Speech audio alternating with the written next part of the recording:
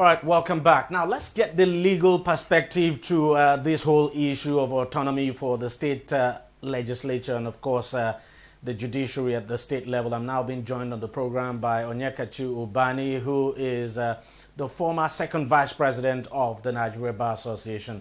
Mr. Ubani, thank you very much for joining us on the program. Yeah, thank you, DEJI, for having me. Let me get what the president's executive order now, is it legal? Is it legitimate? And does it in any way at all contradict the provision of the Constitution as far as the issue of autonomy for state legislature and judiciary is concerned? I think for proper understanding, we need to explain what executive order is, especially in presidential system of government. We borrowed the system we are practicing in Nigeria from America. And if you look at the American history and situation, the previous presidents have always used executive order to give effectiveness to any of the constitutional provision or any law enacted by the Congress. Even the present president, he's used Trump, it a lot. He's using it a lot in order to ensure that he governs Americans, the way he desires. So, issue of executive order is something that have always been there.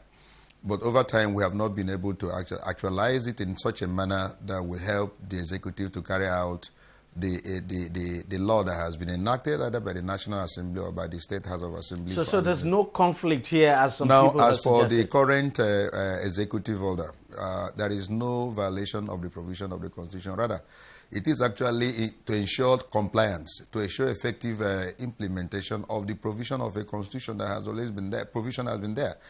Remember, from 1999, there has been non-observance of the provision of autonomy, financial autonomy for those two arms of government, until agitation, came up, and then it now led to alteration of the Constitution in 2017, which the President signed into law in 2018. And that's what the one you call the Fourth Alteration Act of the National Assembly. And the section is section 121, subsection 3, that make express provision that any money standing to the credit of those two arms of government, we should be paid directly to the head of those two arms of government. But unfortunately, the governors who made promise when that law was made, that they will comply with that law, have always observed that law in breach.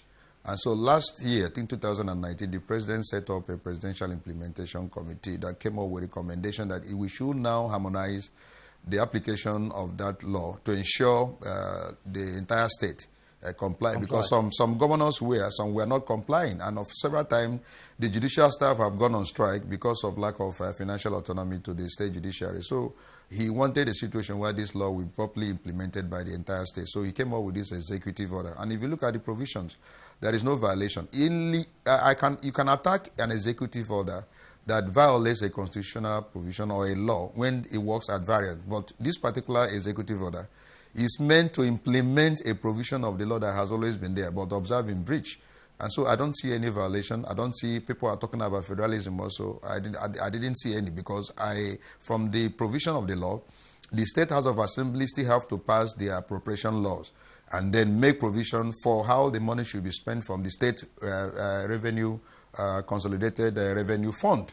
And then the only issue is that any governor that fails to implement the provision of their own appropriation law, whenever they come for their monthly allocation at Abuja, then the Attorney General will direct the AG of, the Accountant General, who does now the withholding of that amount that is due for the other two arms of government. I see some people arguing, that is a breach. That is like a teacher and student relationship and all that. For God's sake, can the governors actually, stand and be firm and be confident enough to speak that, look, we didn't do anything wrong? Have they been obeying the law before this executive order came into existence? They have not. They have not been complying. But then the question is, who reports to the federal government, for instance, that a particular state is not compliant, and so you have to take that money now at source? Of course, we have the stakeholders in those two arms of government. We have the Speaker, who presides over the House. We have members of that Legislative Assembly all over the Federation. I mean, they're there. They should be able to know when that money is not given to them.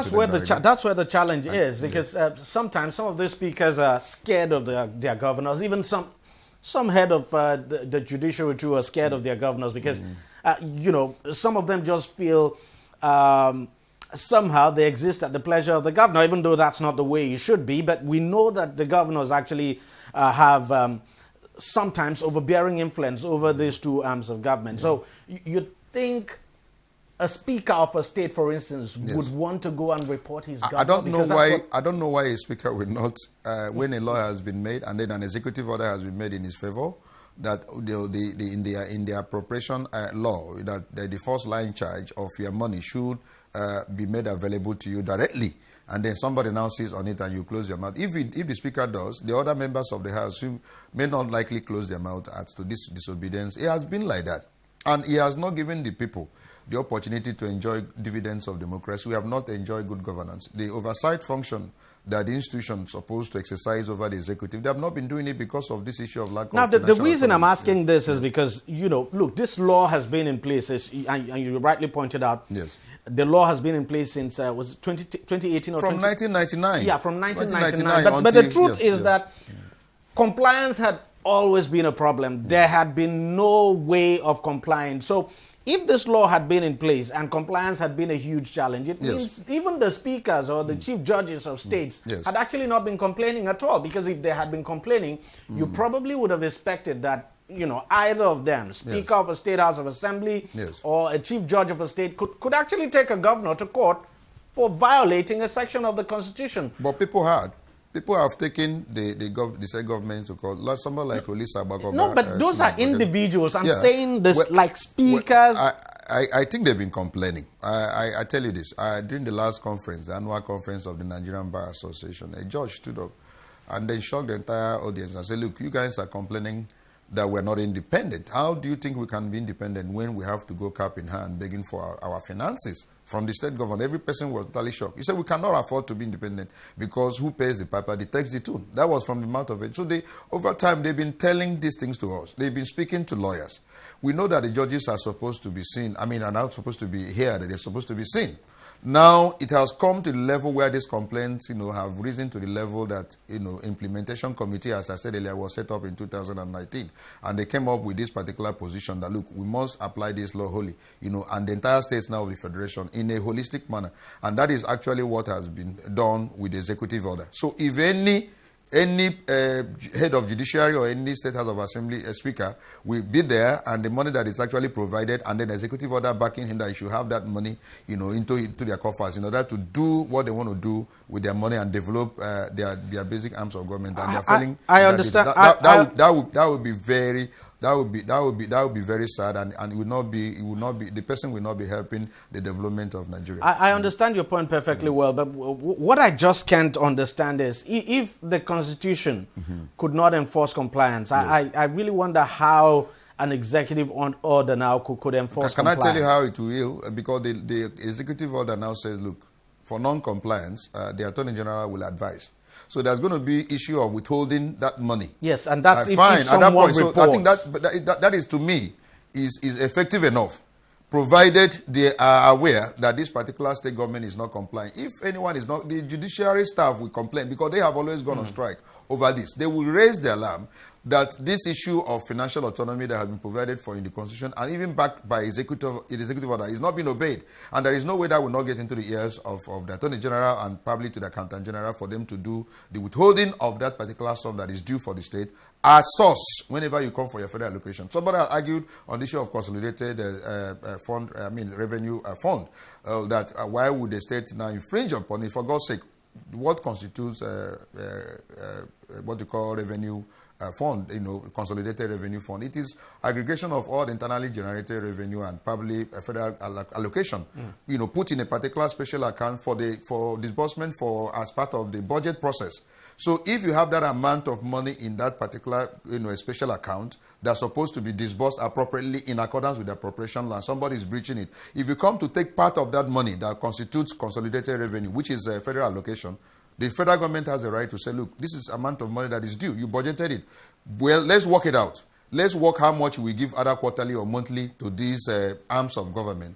And so if you fail to give it to them. We will now withhold it as source whenever it comes for the federal allocation. So I think it's a way that the federal government is trying to ensure that all arms of government are working, maximally to ensure that people enjoy dividends of democracy. We have not been. The speakers, as rightly pointed out, go and, cap in hand, and they don't even do what they're supposed to do by being strong institution that, watches what the governor is doing. And that's why the governors have become monarchs. The governors have become messianic. They have become so powerful. And they have become so lawless, in most of the things they do, that because of the fact that nobody's watching them. So you nobody's think, supervising them. Nobody watches what they do. So are you in essence saying that with this financial autonomy, yes, they would get political autonomy as well? Well, they will get the right now to, we have to go the entire process, but this is the first, stage, for judiciary. We must also ensure that government agencies and government officials obey the judgment of the court. I mean, the order of the court. Most times, you give an order, they don't obey. So financial is one step. Another is that there must be a conscious effort made by state government officials and federal government officials to obey court order. That, again, is issue of independence, because they can never be independent in the real sense of that word if their judgments and rulings and orders are not being obeyed. So we must begin to go through this process, gradually, to have a country that is working for everyone. Because we have not really enjoyed the dividends of democracy for things like this, for institutions that are very weak. They cannot oversee one another. They cannot, balance and check what goes on in other arms of government. But when you have a very strong institution, which is what Obama emphasized when he came to Africa, that we must build strong institutions and not strong individuals. So we begin to monitor what goes on in there. And when institutions are working optimally, you find out that the people will begin to enjoy what is actually due to them. So I am very happy with this executive order. It is not in violation. It's not at variance with the provisions of, rather it is meant to complement, to ensure that certain bureaucrats are given instruction by the president that they must carry out the provisions of the Constitution, which is actually what the executive order is meant for, to ensure effective implementation and execution of the law of the land. All right. Nyakachi Ubani, thank you very much for joining us on the program, and thank you for your time. It's my pleasure, my brother. Thank you. All right, we'll take a short break, and when we come back, we'll be talking COVID-19. Stay with us. On DEJI360, we don't just ask the questions. What is wrong with amending the Constitution the way the National Assembly members have been doing it? We seek answers. Constitution is constituent. Our problem is not lack of laws. Our problem is lack of the willpower to implement our laws. Answers that provide clarity. While we negotiate, we should try to make it a point that the girls must be complete. The clarity you need to make informed judgment so that you can make the right decision and take action.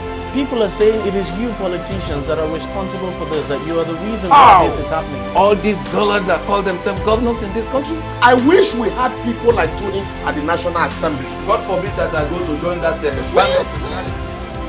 DEJI360, providing clarity to issues.